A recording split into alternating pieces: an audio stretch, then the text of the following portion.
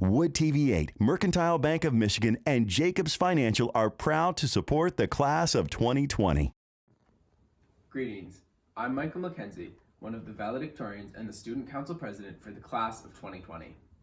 First, I should probably thank my parents, not for supporting me, which they did of course, but for reminding me to have fun and live life to the fullest. Next, I'd like to thank my friends for always reminding me that I'm actually stupid when it comes to common sense. Specifically, I'd like to thank Emily Fortier for always having my back through anything and everything. I'd also like to thank Caleb Coates. When we met in 3rd grade, I never would have imagined all the horrible things we do together, but I wouldn't change it for the world.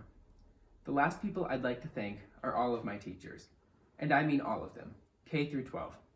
Every teacher I've had through my time at Lakewood Public Schools has helped me grow as a person and taught me things beyond the classroom.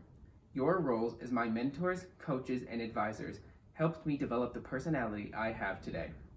But graduation isn't about thanking people for what I've done, and no one wants to hear that anyway.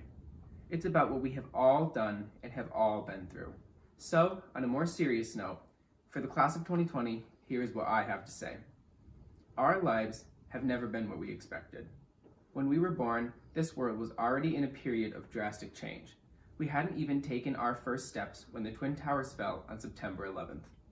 We were so young, we didn't even know what had happened, and we've never known a world without tragedy on a scale of that magnitude. People say that the fact we don't know a world without events like 9/11 is a tragedy in itself, and it is. But yet we've overcome that and continued to fight. We are a generation that has never backed down from a challenge because we were raised to challenge.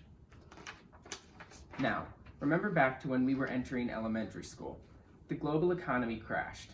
We were still too young to fully understand what was happening.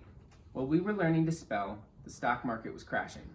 To me, this is the first time we had a chance to show our resilience. We felt the pressure put on our parents and families to cope with these drastic changes. Although our teachers helped us, we continued to learn through the largest global recession in years. In middle school, our resolve was tested again. In 2014, ISIS began to gain power in the Middle East and soon was feared all over the world. You can ask any adult today what they were worried about in middle school, and I can guarantee you that when they were in 7th grade, they didn't have a second thought about radicalist terrorists. But we did, and we learned to adapt and overcome as we have our whole lives.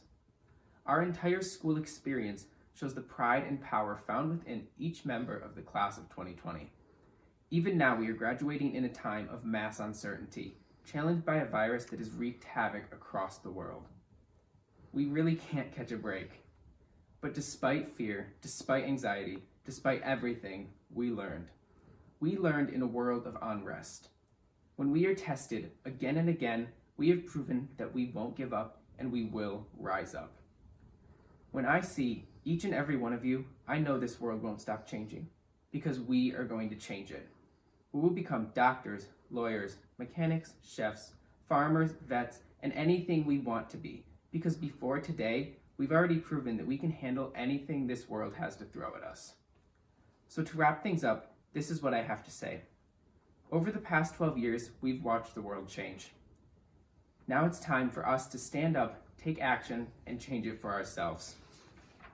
I hope you all look back on our time together over the past 12 years fondly. But remember that this is not the end, only a new beginning. Thank you, and congratulations again to the amazing class of 2020.